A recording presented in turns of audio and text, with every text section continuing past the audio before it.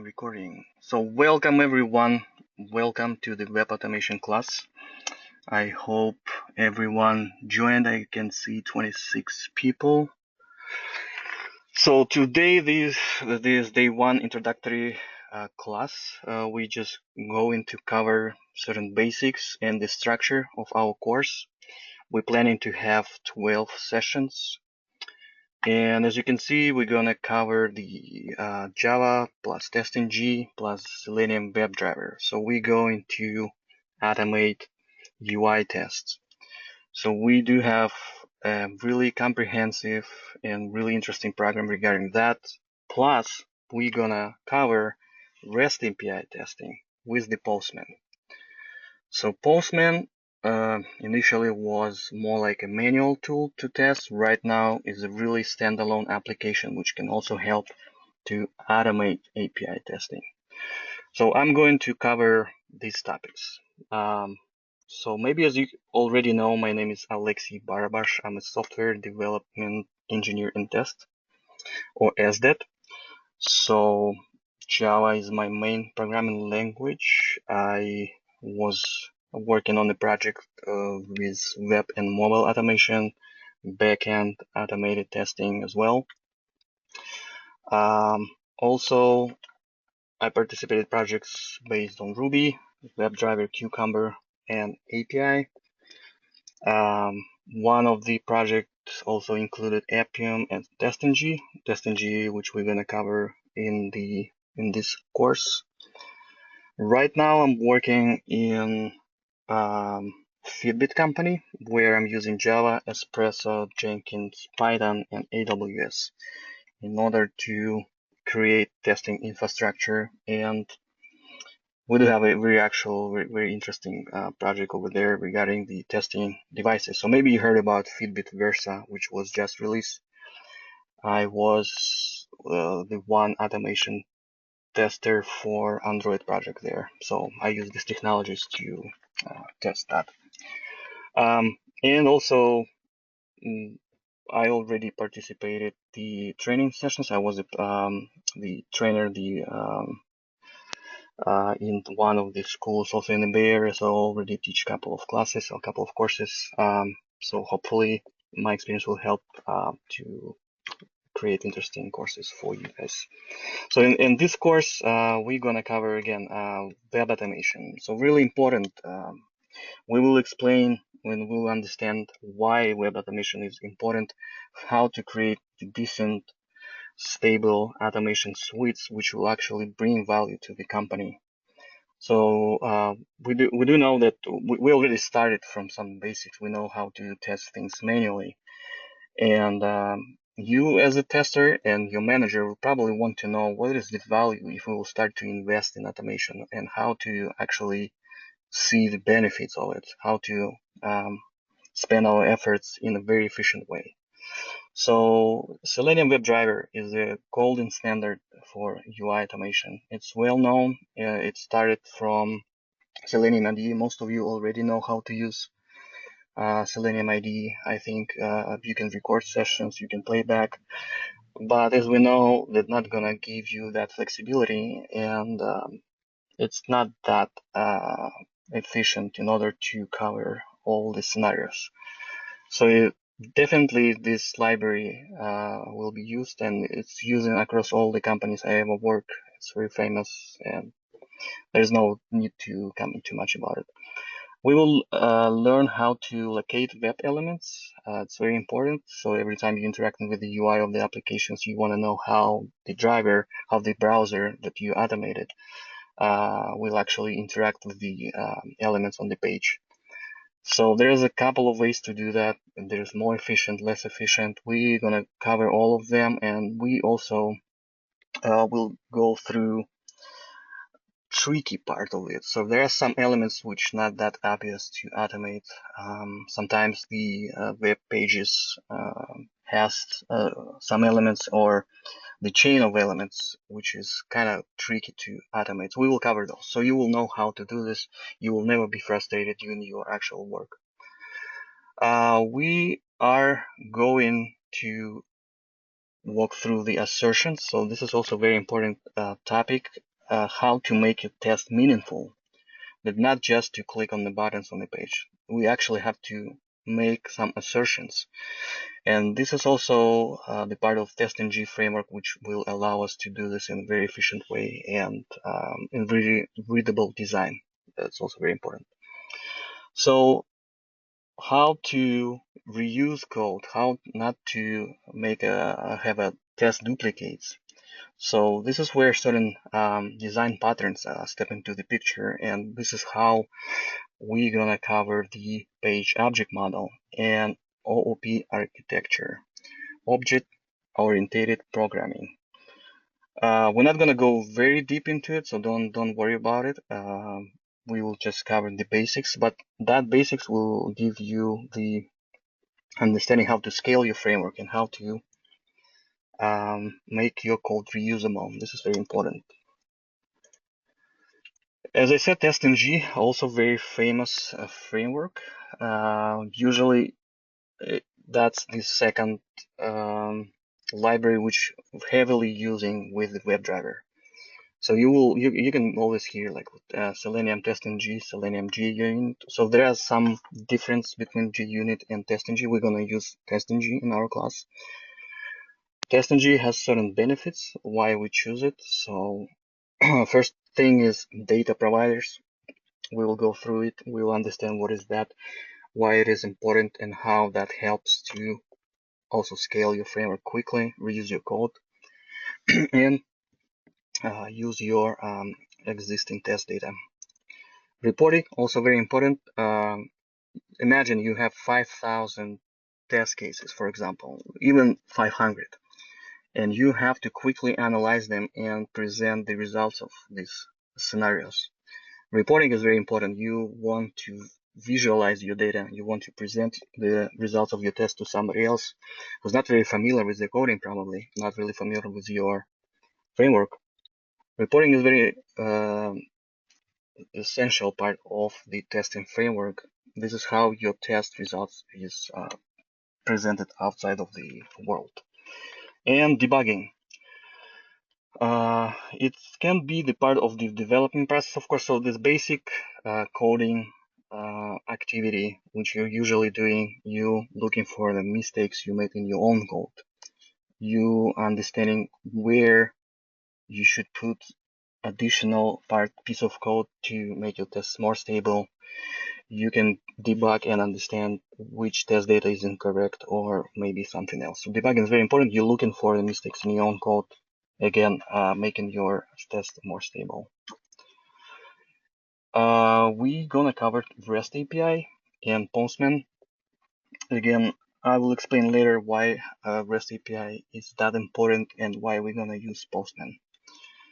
You cannot imagine automated tests without REST API, without knowing what is interfaces, how to test them, and what tools to use. It's also very important for your career. We do have certain rules and recommendations during our online class. We want everyone being muted during the class, especially when you join, and especially when you join later the time. We want to avoid any disturbance. You can background noise can be not really helpful to the rest of the class. So again, please use questions and chat sections. It will be convenient for me to read it and answer your questions. And also, it will be visible to the rest of the class. So maybe your question is common. It will help the rest of the class to understand. So it's also helpful. Third part is also very important. Please keep calm. Sometimes classes can be a little bit intense. Some of the content you feel frustrated and you feel, oh, I don't know anything, I don't know how to do this. So first thing, please keep calm. We will have videos recorded. We will have code after each class. You can play it. You can go through the code we wrote in the class again. And there is no reason to be scared and frustrated. We will definitely help you. Again, most of the answers is online, so you can Google it. It's also a very good approach we're always forgetting about, and use Google, guys. It can solve 99% of your questions. If not, you still can use Skype. We're all there, and I will be happy to solve all the questions, especially regarding the setup. So the automation framework will require a certain setup, and usually this is the most hard time. The first couple of classes when we're setting up the environment, this is where the issues starting to come up. We do have all kind of different stations, operation systems, and so on. So challenges are there when you're setting up the environment. Once it's set up, we can go again. We can go further and actually continue to study. We can use TeamViewer, guys. Very handful tool. I can log into your computer and set up environment for you, so you don't have to do anything. But leave that opportunity in the very end of all of your attempts, please, because most of the questions again can be solved online. It's not that hard. But if not, I always happy to help you. All right. Let's try our chat and question section right now. Please type why you decided to learn automation. So don't worry, this only I will see your answers. So I want to know your goals, why you decided to learn automation. What is your final goal? So maybe some of you want to be a developer. Maybe you're already in a project where automation is required. So that will be interesting to know. According to your goals, I also can know what to do in that case.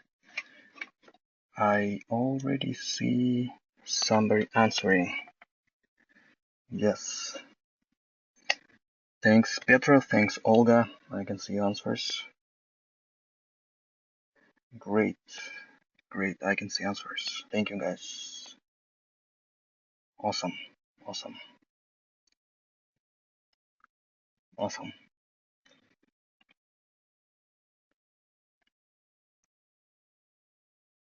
Great. Great. Thank you. Very helpful. If somebody not answer, don't worry. You can answer during the class. So goals is very important. We really want to know somebody in the group. Right. I think somebody left the group. I just started. Yes, definitely. I can see. Yeah. Career goals is very important. People still answering, guys, so I'm reading the answers. Yes. Better job. Right. Great. Great. It's really important that we mostly have really common goals. It's also very important. A lot of people looking for career growth. Yes, it's very great. Right. If somebody not answered, please continue, and I will continue with the slides. So yes, why automation? We're gonna cover this now, and I found the article which actually explain what are the most popular programming languages in 2018. There's a lot of articles like that, but I like this one. This one actually gives my programming language on the top. So as we can see, the very high rating of Java, you cannot be wrong with Java. We was thinking about to start this class in Python as well. I personally prefer to start with Java. You can always continue with Python later on, but my personal recommendation, if you new to programming, Java is the best programming language to start. Why? First of all the programming concept basics are there. It's easier to understand them in Java rather than in Python or Ruby or other scripting languages. You're starting both understanding the syntax of the language and programming fundamentals. So starting without knowing fundamentals and starting to code right away can lead you to the point where you frustrated again. So you want to understand more complex concepts of the language, and you don't know even basics. So that's a risk you can meet with. Another thing is Java language has a really clear career path. So most of you answered that better job and career opportunities. Java is the language to start with, and it has a very clear career path.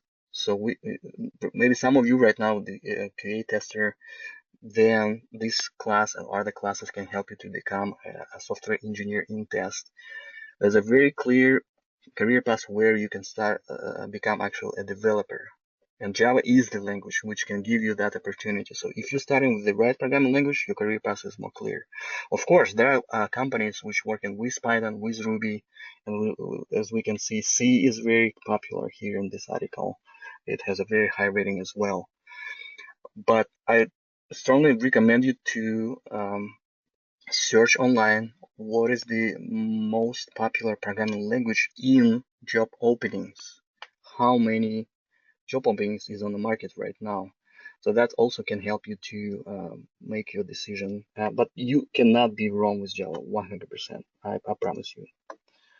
Next thing is return of investment. So again, I ask you for your own goals, but also company want to see why the company has to invest money into test automation.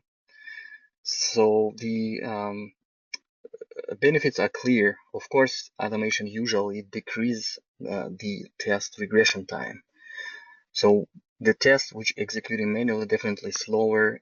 Automation can resolve that, so regression time can dramatically decrease. That's main point people usually starting automating tests in a company. Reduction of repeated testing. We're understanding that if automation also integrated in test management system, you can easily track what test cases are covered, what are not automated, what is in the process of automation. Reduction of repetitive is also very important, so people not doing the same job again and again, automation can resolve that as well. Increasing efficiency of manual testers, obvious benefit when manual testers only focused on exploration testing. They're not doing regression, they're not doing smoke, they only focused on the features which been just implemented. So they're using their own test environment and focus only on specific passes. They're not doing repetitive job. And it saves your own personal time. If you're already a manual tester, you use an automation tool to save your own working time. That's also very convenient. Faster releases. So as we know, companies across the Bay Area has really tough release schedules. Some of the companies releasing every day. So imagine if you're doing all the tests manually, it's impossible. Of course, automation has to do that. I believe the company LinkedIn, they have a 3 rule, which is 3 releases per day, one after another, 3 hours. So they're starting around 9, after 3 hours, first release, after another 3 hours, another release, 3 releases per day. It's impossible without automation. So definitely that's the obvious reasons to start automation. Also, the risks are there. Of course, people who automating tests has to be more advanced in coding, so additional skills are required for that. So either existing staff will start to spend their time and money for additional education, or new hires have to be join the team, which is also certain cost to the company and time and risk and challenges. Usually longer debugging, so you not only have to debug your own the program code, the application code or services code, you have to debug also the automation code, the double work. Yes, it's if the framework built in a better way, the debugging process takes short amount of time. But if not, then we have definitely longer debugging time and it's definitely impact the effort in the company. Cost of maintenance. You have to fix your application code and you have to fix your test, your infrastructure, your every moving part, your pipeline. So automation also has their own release schedules and pipeline. All of the above require additional cost and time of maintenance.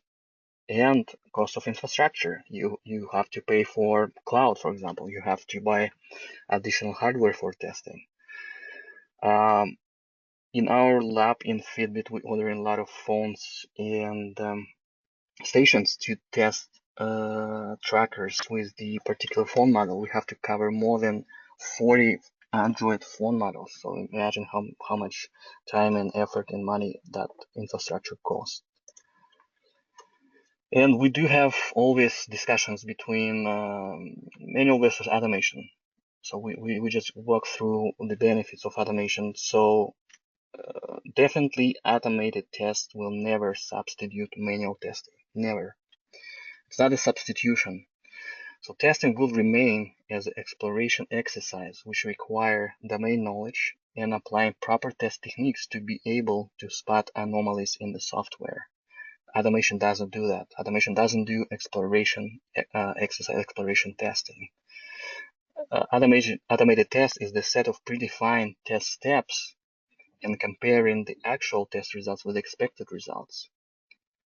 You cannot think as a human when the automation works. It's not the artificial intelligence. It's only a scripted code which comparing results and automated checks. I like the word automated checks. It's not a test. It just checks that the things are working and it's deliver the visibility and assurance to the people who deploying code or who changing the code. So usually developers are very interested in those checks. So it's not a testing actually. And very interesting. I will paste this article actually in the chat. One sec. That's for your home reading.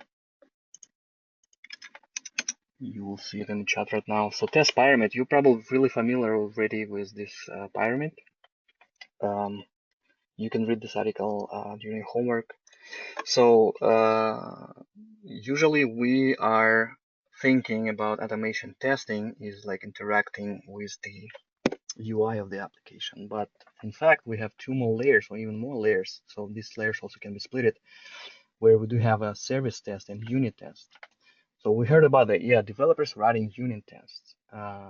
Usually they do, sometimes not. So that layer is completely the unit layer is completely has to be protected by developers. They catching their bugs there, at least they saying so. But our line of defense is on the second line. So service, this is where we're going to actually work the next couple of sessions. We will try to use tools to test our automation, our application through this service layer without interacting with any of the UI. And as you can see, there's a turtle here and there's a rabbit here, meaning that our UI test is much more slower and brittle and fragile. UI is end-to-end testing, many parts and moving parts actually involved in the process. So it's brittle and slow, and it's should not be automating everything from UI. You don't have to go crazy and automate all 5,000 test cases. UI is in the enterprise level is maybe a UI, automation UI test is maybe around 500, 400. You want to reduce that, and this is how the pyramid is building. So we have the bulk, the majority of the tests is on the Unity level. The middle part is less on the service, and very small little part on the UI where you're actually using WebDriver and so on. And also budget is involved here, as we can see. If you will invest money to automate scenarios from UI, it's much more costly. You have to build infrastructure, hire more testers, and so on. and maintenance and time and efforts are much more higher here on the UI level. And if you don't going down on the unit level, it's much more cheaper. It can be done only by the developers. Another pyramid, another slide, I used another one. So we are here, guys. We are on the manual test cloud here, and it's smoke. So ideally, manual testing will only do smoke tests, where we only testing the happy path and saying, okay, actually it's working. Not all of the business logic, not all crazy edge cases and corner cases covering here. Ideally, that can be covered by automation, and manual testers only focus on this small chunk of tests.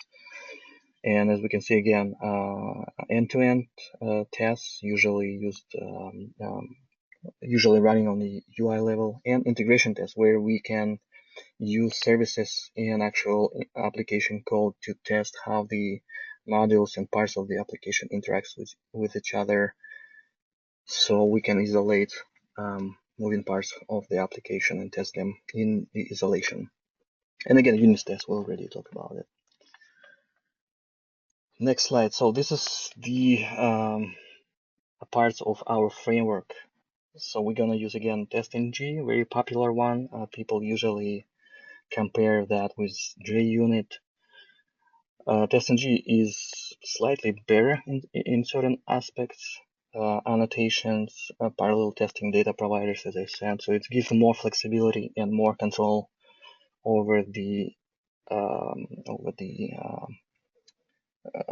parts of the framework. So it gives you better control over the organization of your test scenarios.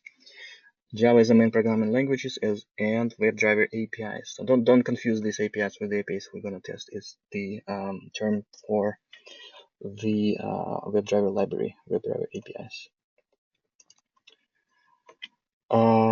TestNG, as I said, support annotations. So this is how you can structure and organize your test framework. We will go through that. It's a very interesting topic. This is how the automations framework can become a very powerful tool. You can execute only certain suites of tests, and this is how your framework can be integrated into continuous integration pipeline. So TestNG definitely supported by CI/CD tools like Jenkins. It has specific libraries, plugins to integrate with that. It gives you total control and total integration with TestNG. Test grouping, also very important. You want maybe to split certain tests between so suites and packages and so on. They're very interesting and very efficient way to organize and group your tests. Test parallelization, running tests on several browsers, running tests in parallel decrease the time spent on testing, and it's more efficient. You use the whole processor power of your station in order to load it with threads. So this is how you make make your test automation more efficient. We already covered reports, why reports are important, and exception handling. So TestNG are taking care of that. If your test is breaking, some elements are not found on the page, or something happening within the code, TestNG covers that, so you can continue your framework continue to work. Also, interesting feature of TestNG. WebDriver, we know that this is a gold standard. Support all major browsers, Firefox, Chrome, Safari, Internet Explorer, and you name it, all the browsers are supported. Supports multiple programming languages. You can automate tests using Python, Ruby, JavaScript, Java, you name it. Most of the programming languages are there. It's a very diverse library. Works on Mac, Windows, Linux.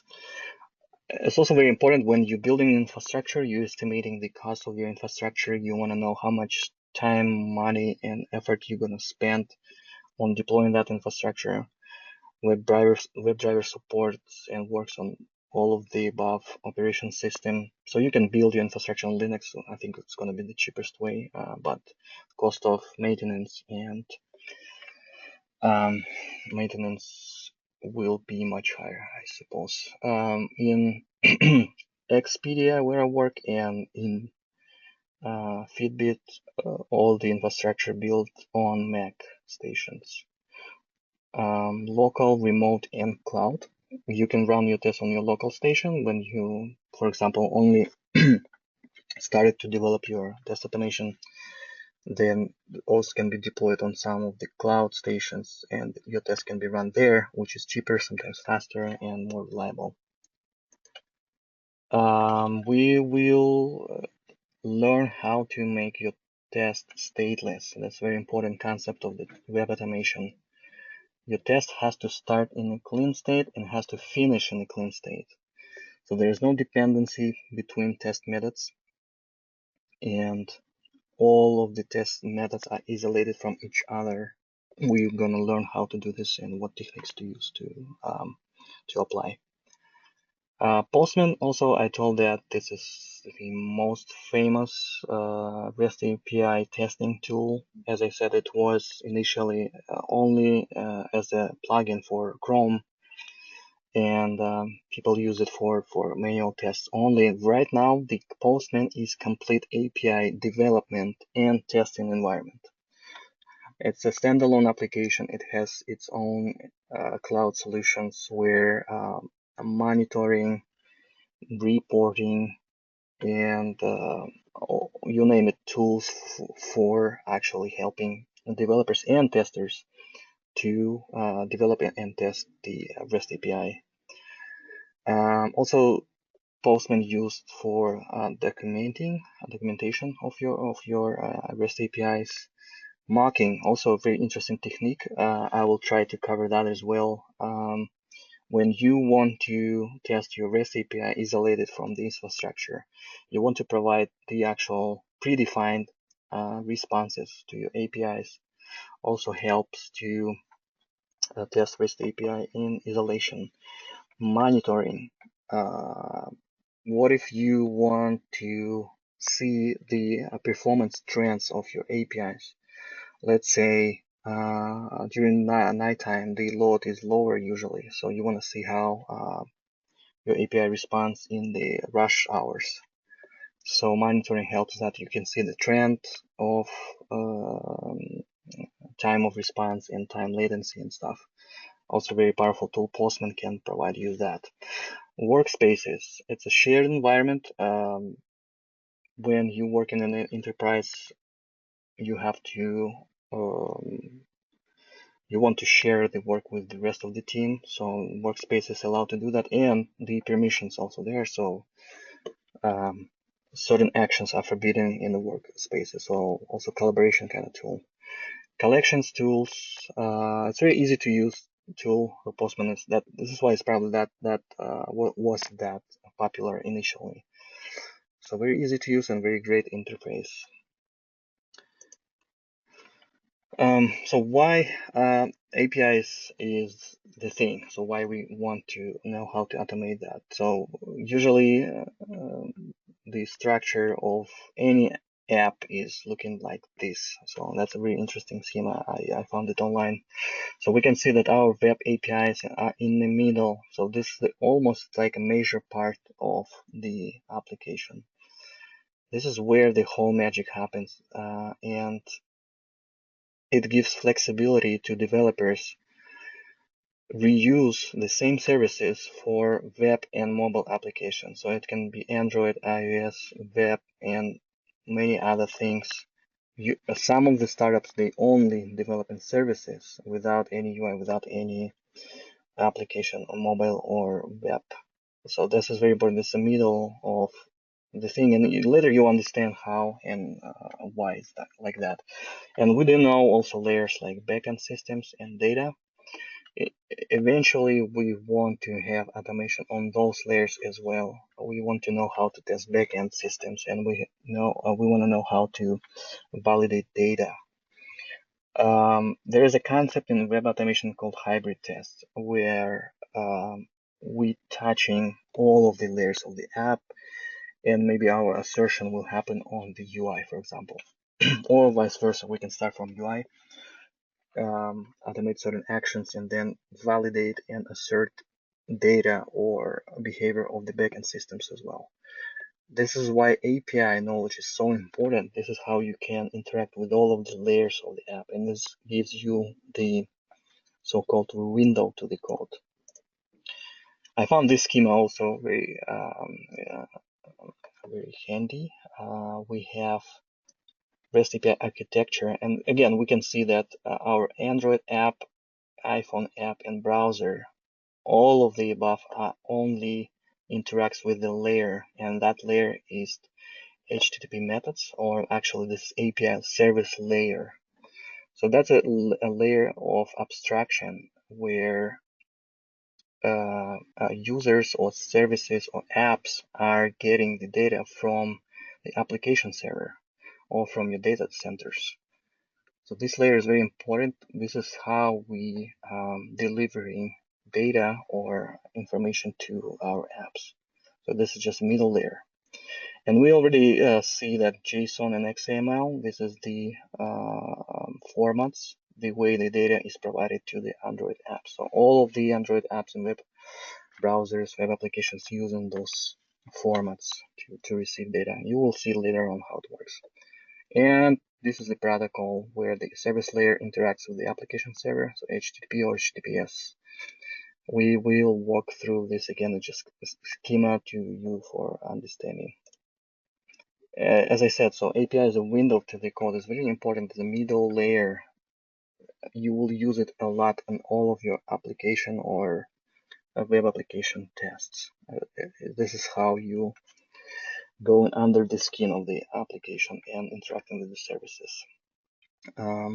Applications can talk with each other on the system level as well. So I will go through the different designs of applications, and you'll see where API can be involved in on a system level. When several apps are installed on the same, deployed actually on the same stations, and how they talk with each other, or if the architecture of your application is different, this is where API is starting to work on a network level.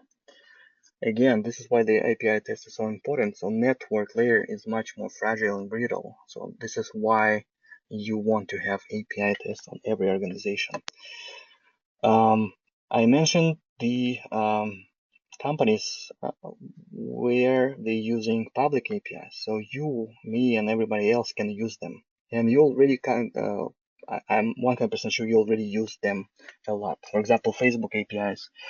Every time you use a mobile app or web app and you see that you can sign in with your Facebook account, this is exactly where public Facebook APIs are involved. Very interesting. I teach the class only regarding Facebook APIs and the way you can automate the usage of that. So most of the companies require in their job description that you have to be familiar with Facebook API. We're not going to cover Facebook APIs in this class, but we can include that in our future class. Also, Google Maps, you probably saw that when you're navigating to certain apps, it's give you just one small window showing the location of the store or directions or something. This is how the Google Maps public APIs are involved. Same with Yelp or weather. Usually new developers, when they're starting their educational process, they're starting to create the weather app because it's very easy. So many public APIs for weather. So I also already mentioned the design of the application. So this is how it was before, a very long time ago. Maybe somebody's still using it. Mobile apps actually kind of this design. So you can see that the features of our app all in one big monolith. So what is the downside of this structure? That it's hard to deploy, build, test all of the features. They all involve the developing process is very complicated. This is where the waterfall methodology was. So all of the features released and delivered in the same time because our app is monolith structure. So then people decided to split the application into self-contained systems. So each system, it can be separate web app. This is how the companies like Google and Yahoo or other companies, many of them are using the self-contained systems structure. Whenever each separate application and only serves the limited amount of features, not all of them. So each self-contained system has its own release cycle, its own pipeline, its own testing process, maybe separate team which only works on that particular functionality. So for, let's say, for Yahoo or Google, it can be only search of the pictures. And the self-contained system, they call the same name, like pictures only. It already gives certain flexibility, so developing and testing process happens much faster, and this is how the agile methodology step into the picture, and this is how it happens. You're splitting the monolith of the application into chunks. And then self-contained systems further breaking into microservices, and this is how we maybe heard already, infrastructure as a service or application as a service. So each separated feature deployed, developed, and tested as a service, as a separate service, which is API. And this is why, and this is why it's so important. This is why we started to learn and how to test REST APIs. It's essential part of developing and testing process in modern companies which use this methodology and this structure of the app. So as you can see, we have a UI. So what customers see and maybe how manual testers testing the app, but underneath there's just microservices. So for example, the most left one is connected to the Postgres SQL, and this particular microservice only delivers data from the database in some specific limited amount of features.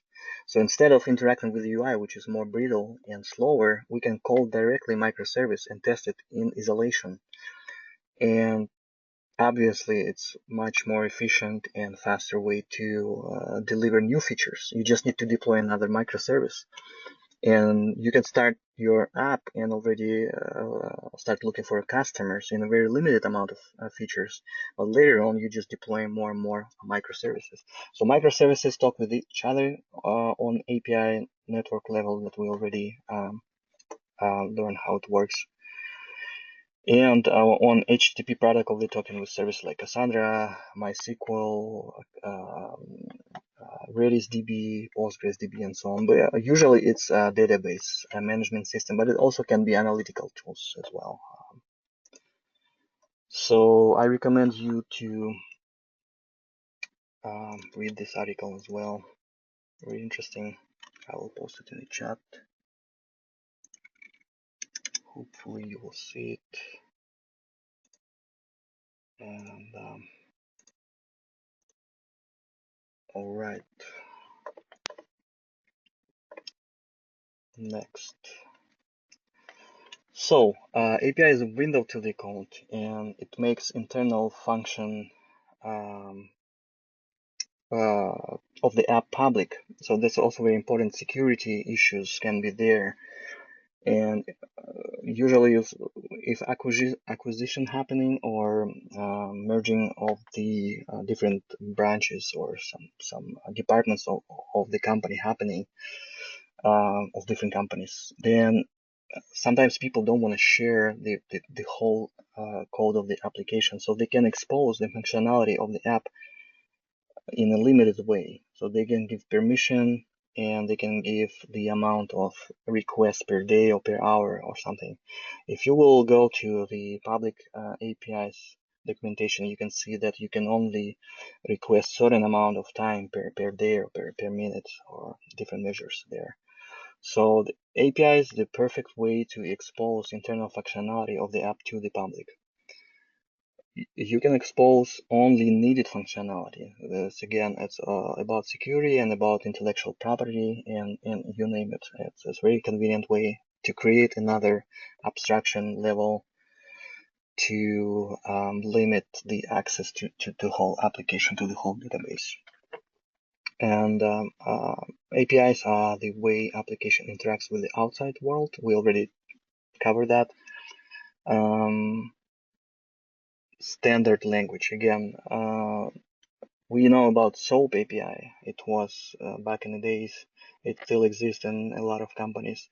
In Cisco company where I work, most of the APIs was based on SOAP, but we're going to cover REST in this class. And REST right now is the standard for all the companies right now. This is how it is the standard. Yes. And I found the analogy of the REST API. What is service? What is API? So we all went to cafe restaurants, and imagine if the kitchen is going to be our application server, and you make your request to the waiter, to the server, the person who serves you, and you has a menu where the instructions was actually your documentation. So that's a funny analogy, but it gives you understanding how APIs actually work. That's just for your understanding. Also, APIs can be presented as a door. Let's imagine it's a door with a lock. So you have to have the collection of data to provide to the door or to the lock in order to get in. But that access is only restricted and limited to the certain area that can be the room. So APIs can be also has that analogy, like a door with a lock. And again, I listed here the public API, so let's go and see how it usually looks like. It's available to everyone. So if you are a developer, you can use public APIs of Facebook. Usually people are using Facebook APIs for integrated logging. So if most of the people has Facebook accounts, you can speed up the login process using APIs. So again, I already had class only related to this APIs. I wanted to show something here. Yeah, so we can see here the basic request, how it's usually happening. All documentation is here. The expected behavior of the APIs is here. So we're gonna cover all of this. You will get the knowledge which will give you the power of understanding all of this documentation. So later on during your career, during your work, you can easily go to any documentation of any API and understand what is going on here and how to test that. Also, Google. Also available to everyone. I can send these links later in the class if you wanna just go through it. So you can see all the analytics tools are here available through API to everyone. Some of them are paid, some of them are free. It has also versioning and explanation what it's doing. So as you can see, all of the functionality of the Google basically presented here. So you can use it in your startups and your companies. Very interesting.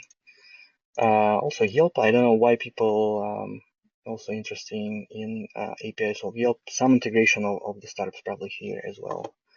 But again, it's another example how businesses developing not only UI or applications, they're only also focused on their services, and they want to make a B2B business in order to be successful on the market. So some of the companies only famous by their services. You can never find their applications. And I also covered the weather APIs. So this is where you can start your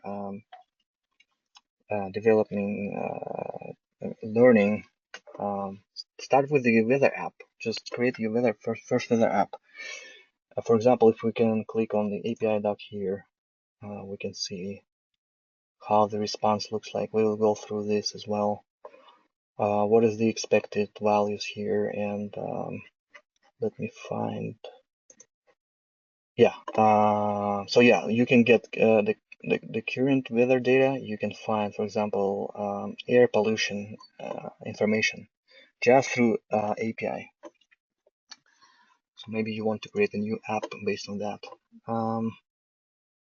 Next one. So what is REST API? What does REST stands for? So REST is representational state transfer. I will explain later and you will understand what it actually means. But basically, as we already said, that it's a representation of the data. Representation in a way developer wants to, without exposing all of the data and giving permissions and limitations to the data. So it's not the data itself, it's just the way it's represented.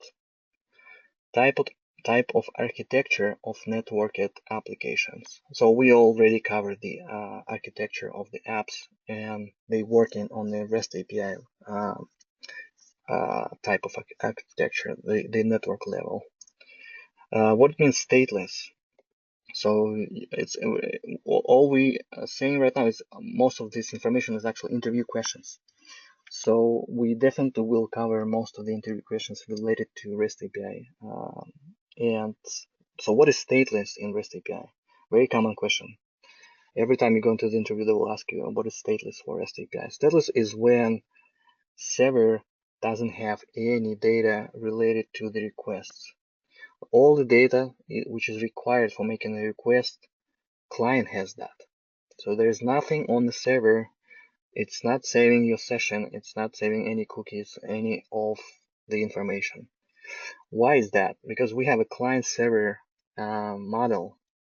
So when we have a client, we can leave that responsibility for the client. So client has to take care of that information. And this is just the methodology. This is how the design of REST API created, and you will see the benefits of it. So HTTP, HTTPS, usually like people asking like on which protocol REST API using? Or of course HTTP, but it's not the truth. The people trying to make it more secure. And right now HTTPS is the standard. Many of the application, well, like 99% of them using HTTPS, but also it's supported HTTP, less secure protocol. Server objects are resources, and you can perform the CRUD operations with them. So CRUD operations is create, restore, update, and create, read, update, and delete. All the basics. So you can get data, you can update it, you can delete it, and you can read it. Every data object is a resource. It's also very basic fundamental of REST API. You have to remember that. So stateless and CRUD operations over the server objects. Supports any programming languages. So this is again, REST API layer becomes a middle layer between apps which written in different programming languages, and all of them are supporting REST API. So you can test, develop REST APIs in any known programming languages. It's definitely supported.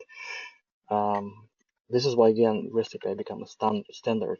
It allows applications written in different programming languages integrate easily through the API layer.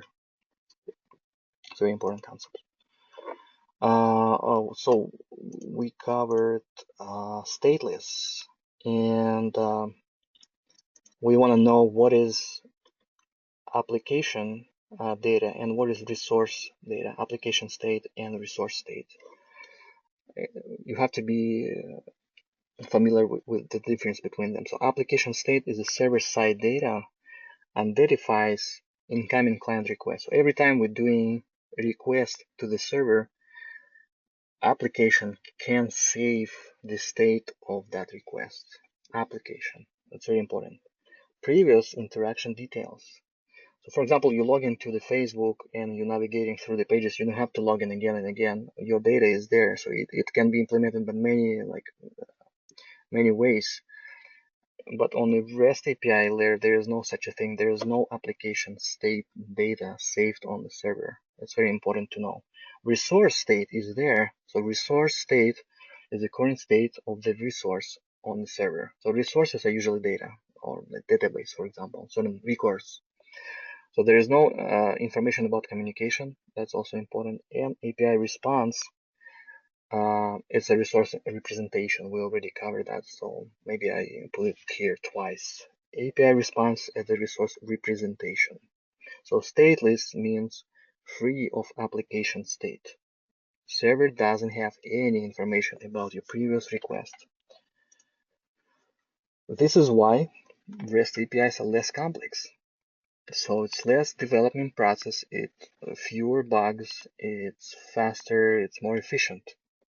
Developers doesn't have to write any synchronization logic. Sometimes many or multiple thousands of users want to access exactly the same chunk of data, exactly the same value, for example, on the database. REST API layer take care of it, so there can be no synchronization errors. Easy to cache. Again, if you don't have any information about previous requests, you just have to store and cache the response. That's it.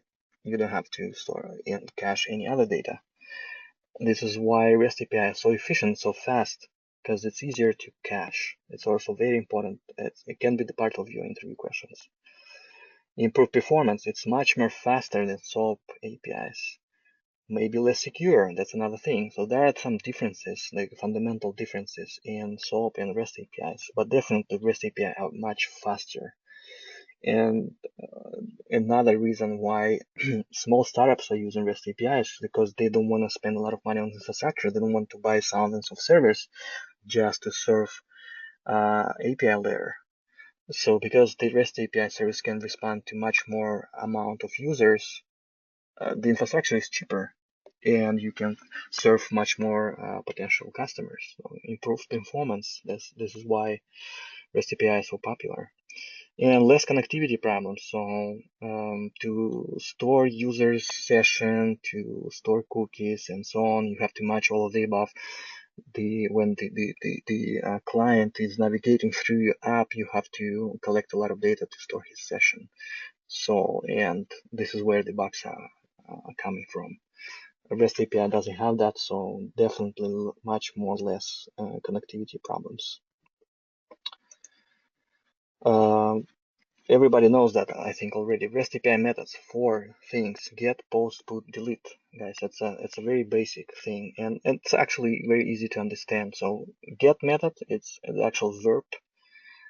So all of these are verbs. The REST API methods or verbs. So the interview question: what is the REST API methods? It's very easy. Get, post, put, delete. Get when you want to retrieve the data from the server. You're not updating, you're not modifying it, you just want to get it or retrieve. So this is the word get. Post, obviously, when you do some posting. The convenient example is going to be like when you sending a message, right, or posting some comment underneath the video or something. Obviously, there's going to be post method. Put, it's nowadays is rarely happening, so developers trying to avoid using put method, but this is where the customer or the client can update the information on the server, not create a new one, not retrieve it, but just update it. And delete, obviously, this is very simple, so you're destroying the data on the server. We will use it a lot, we'll practice with this and we'll understand. So again, this slide also showing again, we can repeat it. So retrieve, submit. So post is submitting the data, put is updating, and delete is destroying. And that's not all the methods. It also can be a head method. So when the response has only headers of the response, so there's no body of, so you cannot really read the body of the response. And options return the available methods of this API, and batch, which is updating the data partially. So you don't want to update the whole thing, for example, but that's very rare. We will probably cover some of them if they will be implemented. Let's see. People usually confusing what is URI, what is URL. Not every URI is URL. So URI is much more generic a term for the links or for the identifier of the resource. So this is actually it. The URI is the identifier of the resource, and URL is the resource location. URL has to have protocol which you can communicate with the resource through. So in this case, this file.pdf is available through FTP protocol. So URL has that information, and URI also can have that information, but not every URI is URL. So URI can only have a resource identifier without information about protocol. So that's the schema explain the difference between URI and URL. We can use both, it doesn't really matter. So we'll know that we're gonna include the protocol in our identifiers or locations. And again, another convenient schema, we can see that URI or URL consists of endpoints or API gateways, and we can see that directory, for example, stands for the context of the API endpoint or API URL. Usually we do see a version of the API, and sometimes there's no version, so you're only dealing with the resource identifiers itself without versioning. But some of the developers, they're doing that, splitting between two versions, and this is how development process was organized. Again, resource ID, so that's also in this case are users. So we might want to request something from the server related to users, and we can see that parameter is identifier 123, and where the parameters, the name of the parameter is identifier and the value is 123. So we might want to get information about the user with ID 123. I will explain later how it works, but this is the structure of the URI. And eventually all of the elements of the URL becomes parameters of your test. So this is where the variation will start. So we will change the parameters in context and resources in order to cover all the possible cases. So I already covered what is the difference between HTTP, HTTPS. S stands for secure in that method, in that name. It's a very popular protocol. You can see it in your browser address. You probably know what is that. So HTTPS using SSL, the secure layer for sending and receiving information. So the bad guys cannot see it, and this become a standard for all of the web apps and REST APIs.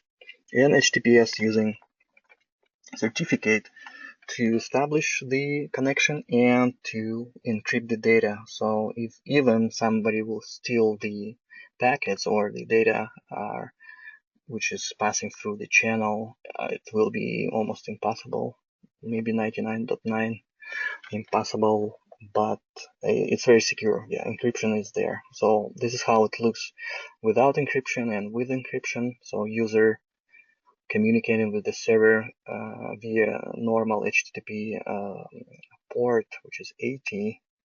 So your data is not encrypted, and if somebody will be in between, he will be able actually to retrieve information from the from this connection. And encryption is here, where the SSL certificate is exchanged between user and server, so communication happens on a different port, and it's really much more harder to steal the information. And again, this is common browsers. So usually you can see that the lock sign is here. This is okay. This connection is secure. So your browser and the server are exchanged with the certificates, and the certificate is trusted. So now you can make sure, okay, now I can perform all my bank operations, for example, and be sure that none of the data will be stolen. In different browsers, it's a little different. I believe that in our class we will mostly work with Firefox, but we can go also with Chrome and Opera as well. We'll see. Okay, so how the endpoints looks like. So if you want to request the information about the users, all of the users on the server, you have your base URL, you have your HTTPS protocol, so you know that this links is definitely about users and its API, so it stands from the URL. In this case, we will get all the users, but if you want to get only information about user with ID 1, for example, it can be different ID, it's just an example. So you will only have information about that particular user. So you have a slash and 1, and you getting information about the resource. So that first user or user with ID 1 is another resource or another object of the server, and you can perform operations with that user. You can also create, so we remember that post is actually posting, right? Posting or creating the object. So in this case, we will create a user, or let's say it's not going to be user, it's going to be their followers, or you name it, posts, like in Facebook API. It's also going to be something like that, like post and endpoint is going to be users or posts. Updating the information about first user is going to look like that. Just put HTTPS and user and /1. You will update information about first user. You want to delete the first user, then it's just another verb. So it's pretty simple schema and just giving you understanding how the request looks like. Each request, as I said, has to have certain information in order to be successfully processed by API server. So first thing, we'll already walk through the URL, how the URL looks like. Then we have our HTTP methods, API methods, what's called post, put, delete. We have to have headers. Headers is usually like a description of your request. So providing that information, you preparing server to process your body, which can be information about user agent, about the format of the body, or certain parameters of your request. So headers is kind of like address on your envelope. It has to have certain information what to do with this request, and all our request data is in the body. So that's a basics of structure of the request. And analogy, as I said, it's just envelope. So you have an address, you have stamps.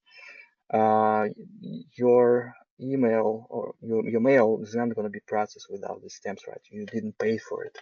So it's something like authorization for the mail service to process your envelope. So the same thing with HTTP request. It has to have all the above to process it. Let's walk through the way web application works and how user interacts, and how the API layer is step into the picture. So let's start from the user.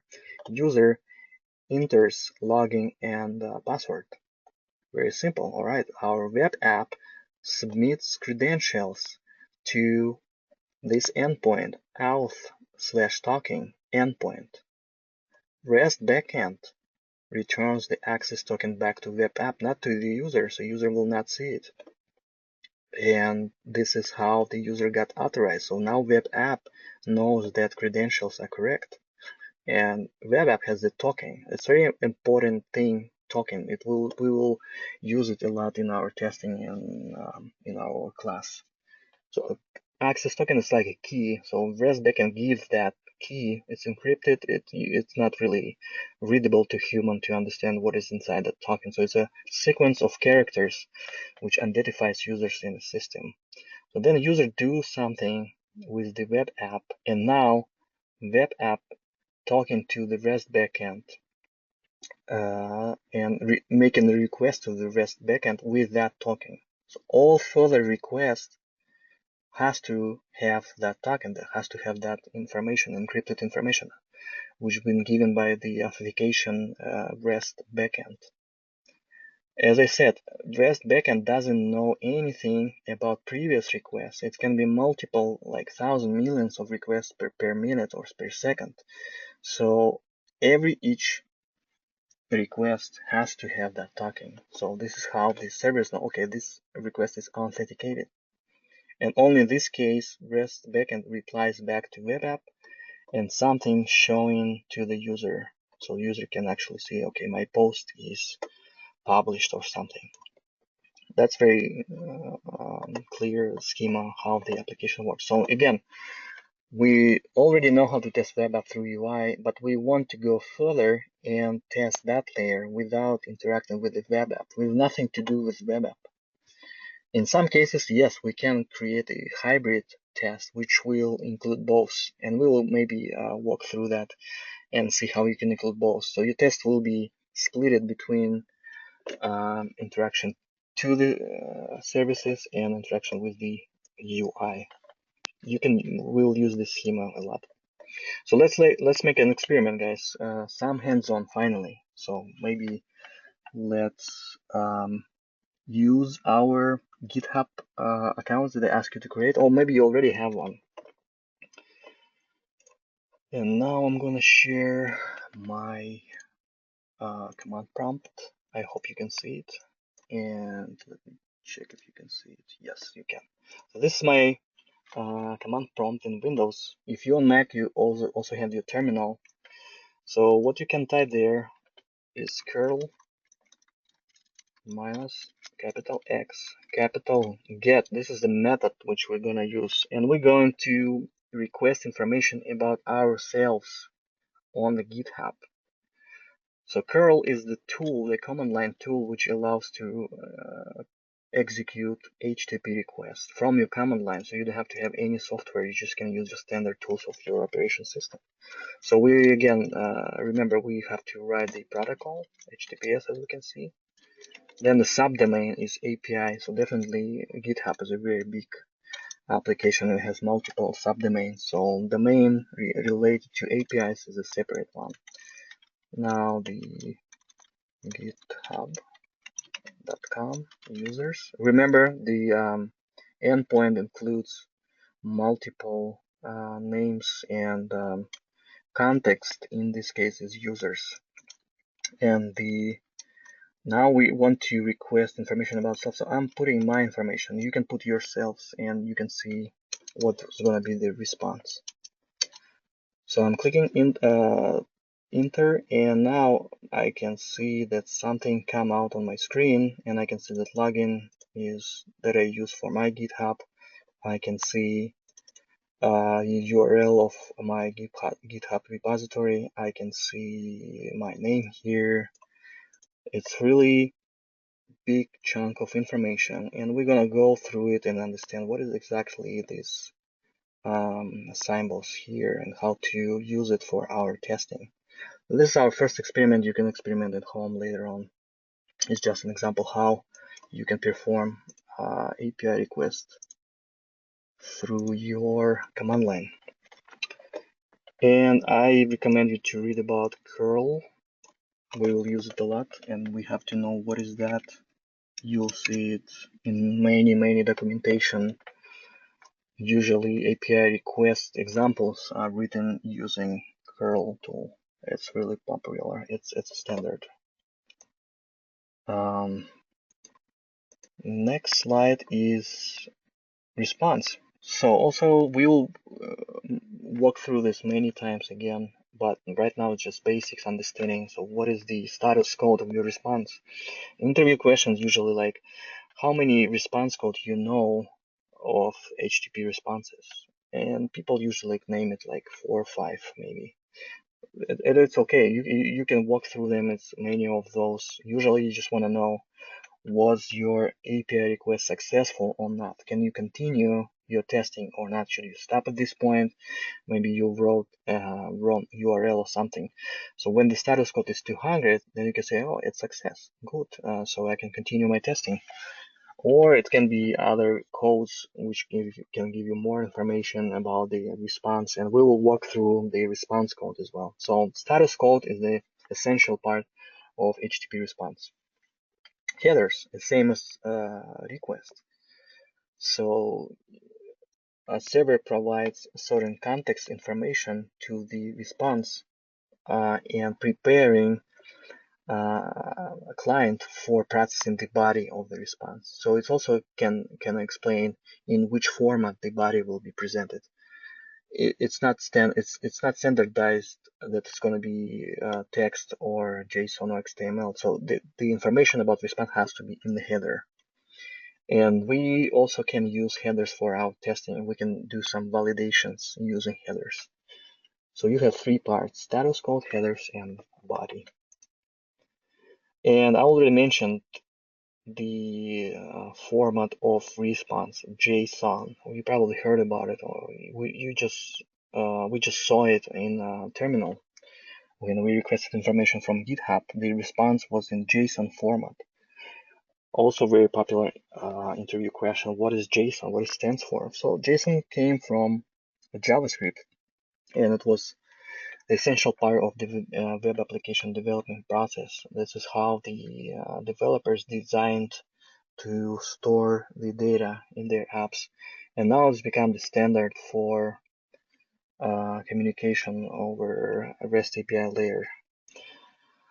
It's very lightweight and data interchange format. So data interchange meaning that this data is somebody interchanging the data between the nodes of the network or something. So format used for communication between applications, between servers. It is very easy human readable, so it's not something crazy that human cannot understand. You can easily find the data you want also in a JSON, and it's easy to parse and faster to process. It's also very important why REST API are so efficient, so fast, because one of the reasons is JSON, the JSON format. It's really well designed format for response and requests. We're gonna cover briefly what is JSON. We will definitely use a lot of techniques to parse it and use it in our test. So we have to know the concepts like terms like object, array, and value. So it can be JSON object, JSON array, or value. So what is JSON value or JSON object first? So unordered set of name value pairs. So we can see braces. Inside the braces we have a name and value, and in together it's going to be object. So object can be simple as this. Inside braces we can have a name and value. Array, ordered collection of values. So we can see the brackets here, and inside the brackets there is a value, and that's going to be ordered. So it's very important sometimes when you want to retrieve the data in an ordered way. This is where you will see the brackets, not braces, and it stands for array. So don't worry, we will walk through this many times. You will understand in details how it should work. And the third JSON term is value, which has to be here, as you can see in the braces. So it can be string, so the sequence of characters. It can be number, the sequence of numbers actually, and object. Again, that's another thing. The object. So inside the object can be another object. And this is not linear structure of the data. Again, why the REST API is so efficient? Because they're using JSON, and JSON is not the linear data structure. It's actually a different structure, and I will explain what is that. So our object can has objects inside. So it's more multi-layer structure. So for example, I just requested I just posted the response from the server here. So as we can see, the double quotes stands for string. So that's the name of the object, the name of the element inside that object. So success is where you're usually looking for the data about the success of your response. So when the server say, oh, success equals true, that means your request was successful. And then you can see that data has an array because we have a bracket here. And inside that bracket there are two objects because we can see two sets of braces. And these braces has key value pairs, and every key and every value is surrounded by double quotes. So what is ID is a sequence of characters. So that means this is a string and this is a string. And we have a column in between. Very important.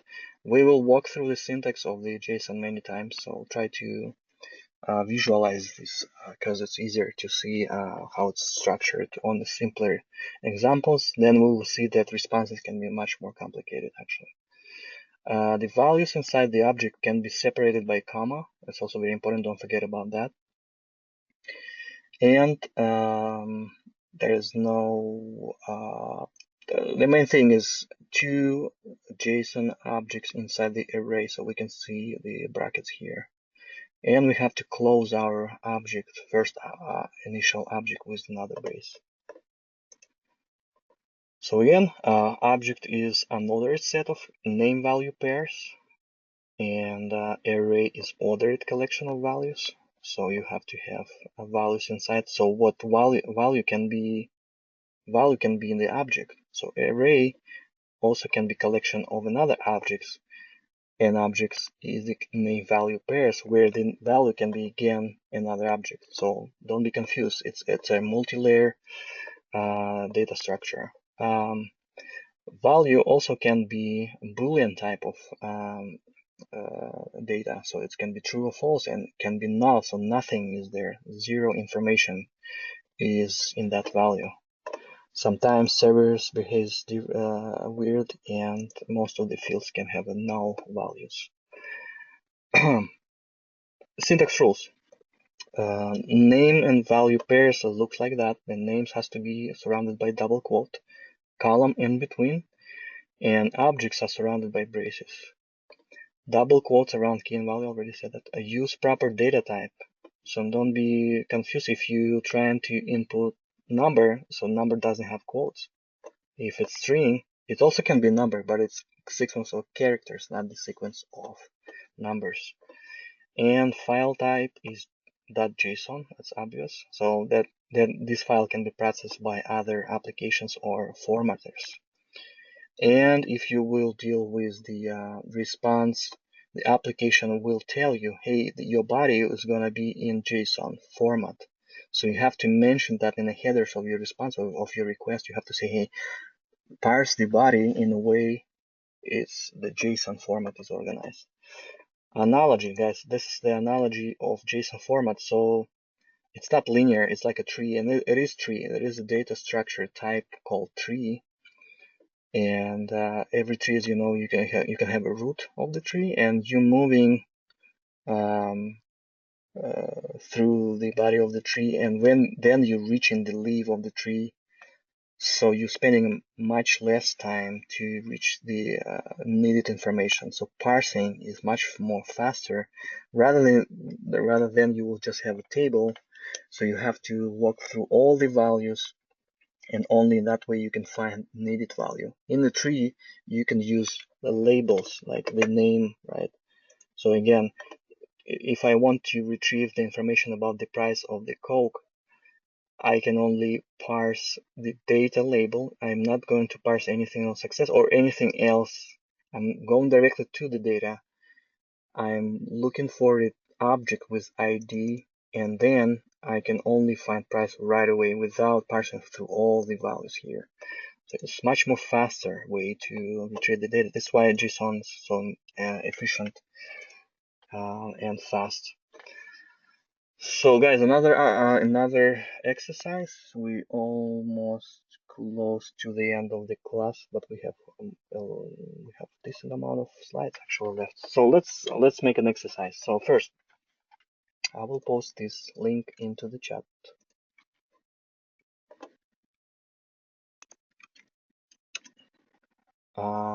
And using the information I provided, or I can open this actual example. I want you to create a JSON formatted response.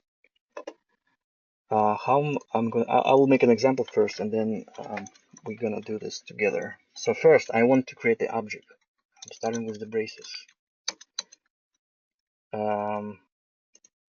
I want to have the key, the name value pair here, and first will be name. And what is my name? Alexei. It doesn't know my name, it's okay.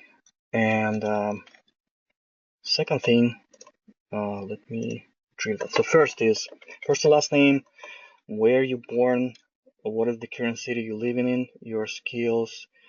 You have to have the key name value pair where the value is only can be true or false. And just for example, it doesn't have to be reality. It's just an example. If you already employed or not. And if yes, you can mention in the sixth field your company name. So I will give you example. So again, double quotes, skills, column, whatever, Java, doesn't really matter. It doesn't have to be very true. So then, it's not skills, it's country. Alright, doesn't matter. We can remove double quotes, country, column, Russia, city, column, double quotes, San Francisco,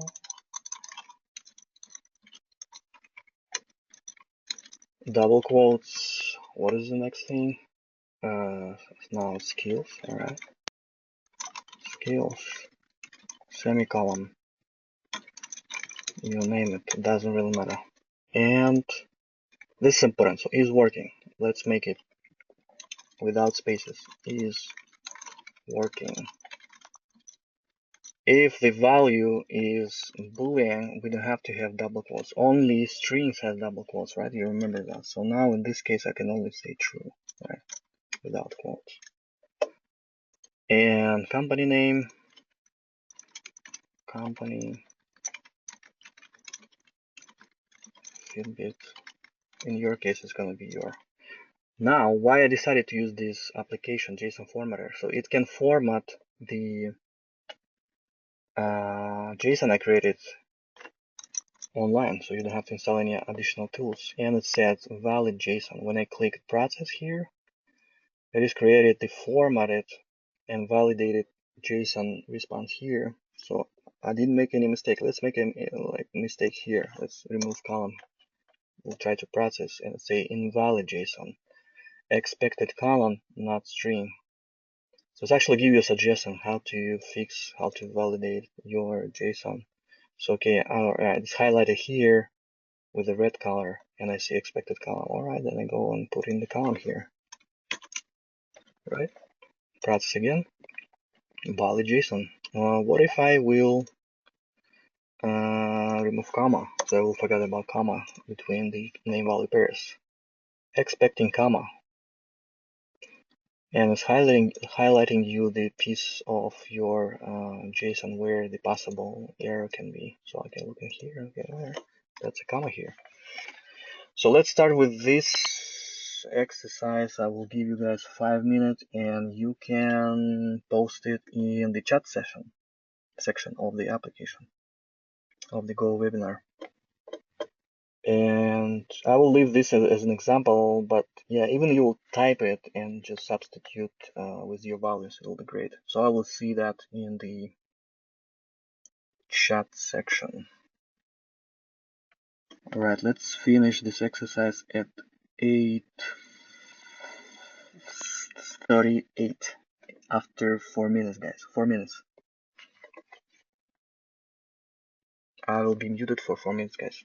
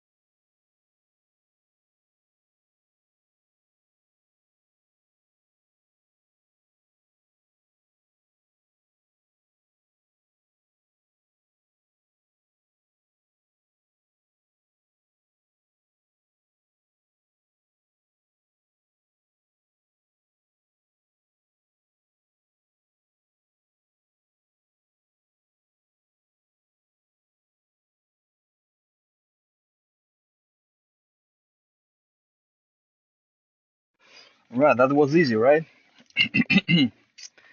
All right, let's make it more complicated. Everyone successfully actually finished. So let's make it a little bit more complicated. Skills. So skills remain the same. I mean the name of the value, but the value is going to be array of values. So let's go again to the array can hold values, and value can be set of objects as well, right? So let's do it. It's going to be object, which will have first name. Let me think how to make it. Okay, Java, let's say programming, double quotes, even I'm forgetting this, and then Java. That's our first object, array of objects, right? Then we will make another double braces. Skills. I don't know, personal. Doesn't matter. I forgot the quote. Personal. Doesn't matter. Communication. It's not about the actual information. Third.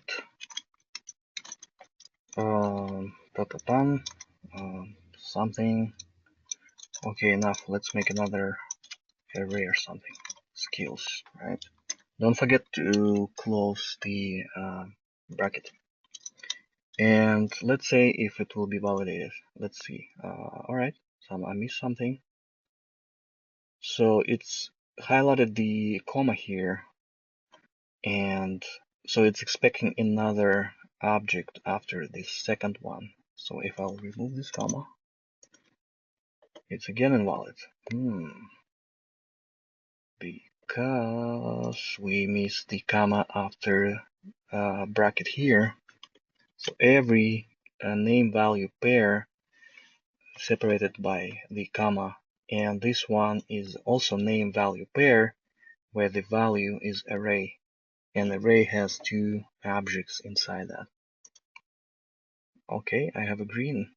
So guys, another 3 minutes, and you have to create an array of two JSON objects inside it, and please make sure it will be validated by this tool.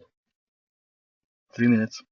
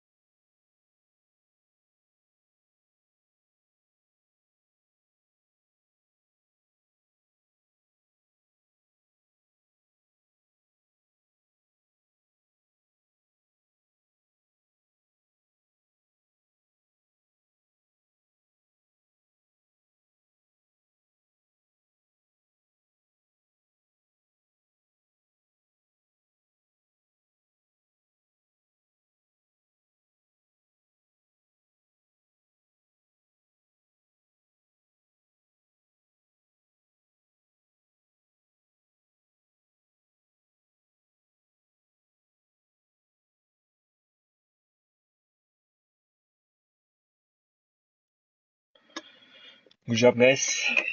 Good job, Sergey, and everyone doing very well. I will wait another minute or two.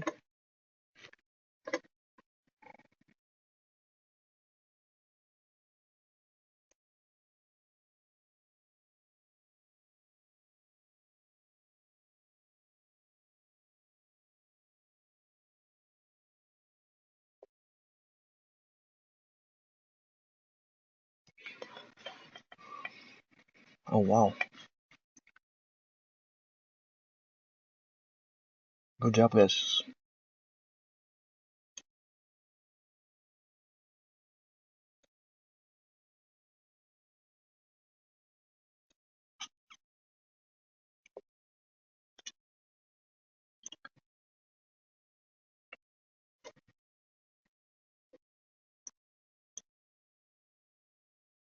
Yeah, I cannot see how many people didn't send the response, but people keep sending it. Oh yeah, another minute, guys. Last call. Last call.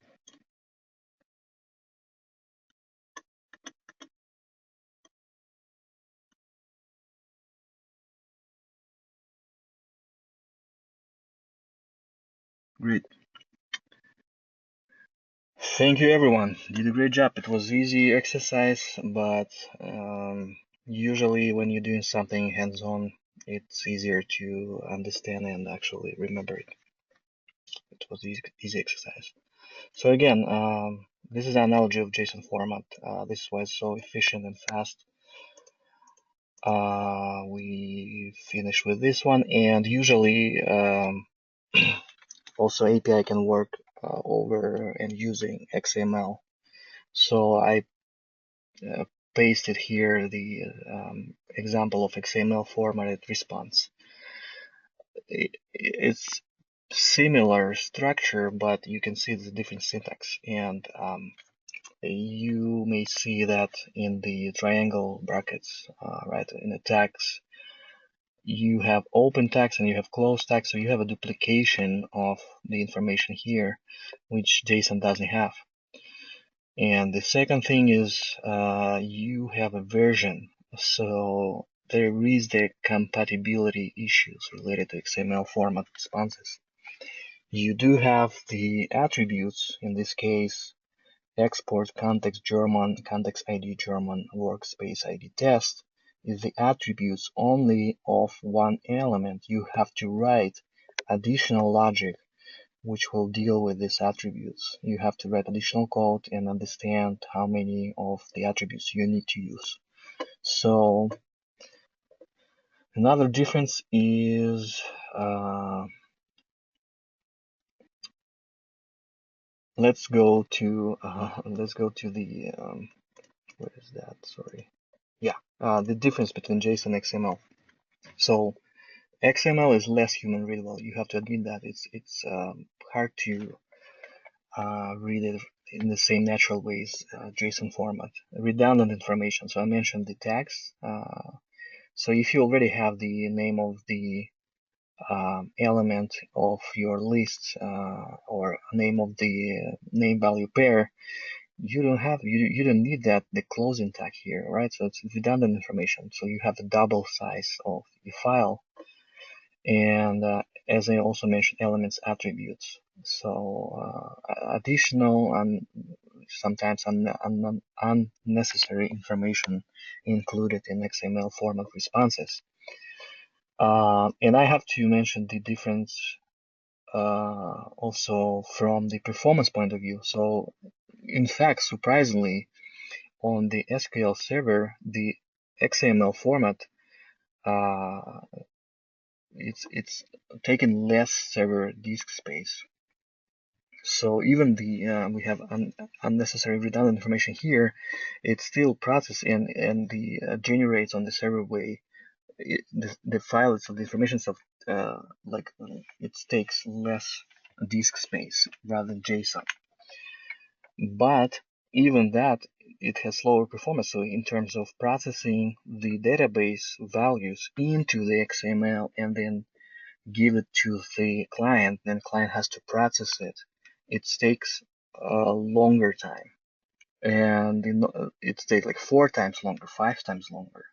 So imagine if the production server serves like thousands of users in the same time, 4 times slower performance, it gives the huge impact on the satisfaction of the customers. And we may not use SOAP and XML based services in our class for sure. And definitely not the choice for any enterprise or any small startup. Old companies like I mentioned, Google, Cisco, Yahoo, they still, their infrastructure is already existing like decades. So definitely they don't want to change right away in one click to REST or to JSON. And there are certain security restrictions also. So they don't even want to use XML. Banks using SOAP and XML only for the additional security layer related to that. But it's nothing to do, as I said, with the performance. So that's the main difference between JSON and XML. That also can be the interview question. You have to, so it's pretty similar to, you can practice at home during your homework, how to create the same information you created in JSON, but you can do it in XML format as well. And we have 10 more minutes of our class. I want to walk through the common interview questions. Not all of them, definitely. It's much more all of them. We will cover those during our next classes. So explain what is the resource in REST. So REST architecture treats every content as a resource. Every content. These resources can be either text files, HTML pages, images, videos, or dynamic business data. So every data. So imagine Facebook, like billions of users. Every post, every video, every comment has its own ID and threads in the system as a resource. You can access each point of Facebook post or picture or whatever, or user or like as a resource, as an additional resource, additional separated object in the system. So resource is the content. REST server provides access to resources, and REST client accesses and modifies these resources. So modification is also there. Here each resource is identified by URI or global IDs. Imagine Facebook, billions of users and I don't know, trillions, zillions of objects, right, of data, of resources. Each of the resource has identifier, a unique ID. So imagine how challenging that part is, and how hard it is to provide the stable and acceptable performance of this structure of this data. What is the most popular way to represent the resource in REST? A very common question. REST uses different representations to define a resource like text, JSON, or XML. So actually, response of the server can be not formatted. It can be just text. It can be just a sequence of symbols without any format. The other question, how to process it, that's another thing. So it's better, even the response is pretty simple, it's better to use JSON as a format. XML and JSON are the most popular representations of resources. Yeah, most popular, but as I said, in modern organizations, you will deal with REST only and JSON. Which protocol is used by RESTful web services? RESTful web services make use of HTTP protocol as a medium of communication between client and server. Yeah, but you know that HTTP and HTTPS. So don't be confused. You know that both of the protocols are supported. What is messaging in RESTful web services? RESTful web services make use of HTTP protocol as the medium of communication between client and server. The client sends a message in a form of an HTTP request. In response, the server transmits the HTTP response. This technique is called messaging. Client sends, server response. It's a messaging. It's like a chat. It's basically a messaging. This is what this techniques is used for. So when the client sends the request, it's expecting the response to be received. So it's waiting. Actually, it's a waiting process. It's idling before the actual receiving. So there is some also latency and stuff and performance metrics involved, but messaging is the actual technique which is implemented in this architecture. State the core components of an HTTP request. Now we remember the verb, which indicates HTTP methods such as get, push, post, delete. URI stands for Uniform Resource Identifier. HTTP version. We didn't cover that, but actually also response and request includes information about version of the protocol. It doesn't really affect the compatibility, but it's just the way it is. It has to be there. Request header carries metadata as the key value pairs. So remember, headers is also key value pairs for the HTTP request message, and metadata, which is also can be body. Metadata could be a client or browser type, and the format that client supports, message body format, and cache settings. So everything related, everything which can help the client or the server to process the body. This is how I can explain the metadata or headers, usually used for metadata.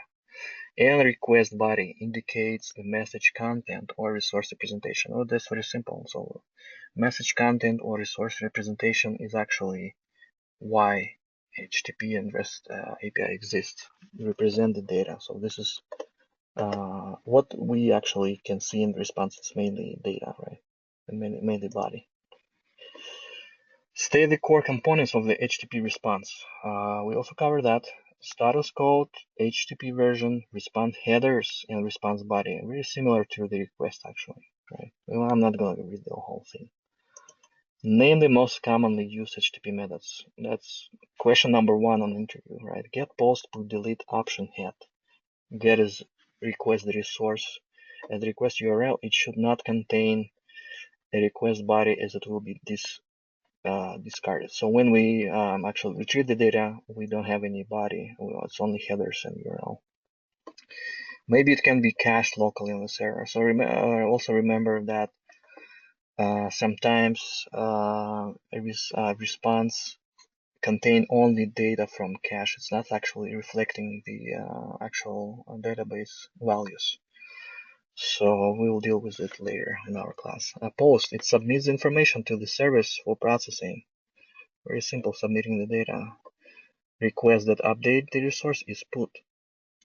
Delete removes the resource from using the request URL. Options indicate supported techniques. So you basically receive the number of methods available for this API. So if you have like options, GitHub, something, it will say you can only git and post. That's it. For example, that's options. And head reserves only information about request URL. We will try that too in our class. I mentioned some key characteristics of the REST. So key characteristic of the REST is stateless. Remember that. So nothing is storing on the server. Server doesn't know about you, about your previous request. It's only reading your request and processing it without knowing previous one. Therefore, the server has no state. Yeah, so it has to have no state. So we can see that examples sometimes it can have for a poorly designed server. With a well-applied REST API, the server could be restarted between 2 calls as every data is passed to the server. So that's just the continuation of the previous state. So you can even restart the server between the calls. It doesn't really affect the your next response. It doesn't matter. Web service mostly uses post method to make operations where REST users get to access resources. So to make operations, it means like any interaction with the data is provided by post request. So if you're posting, if you're submitting any form, if you're actually logging in, you're doing login, right? You want to get the session to your browser, and that provided by post request. Post request posting your credentials to the service. Service responds with the key, with the token. So we will walk through this many times. So if something so that's our last slide. Let's spend another 5 minutes for your questions, guys, and I will stop recording as well.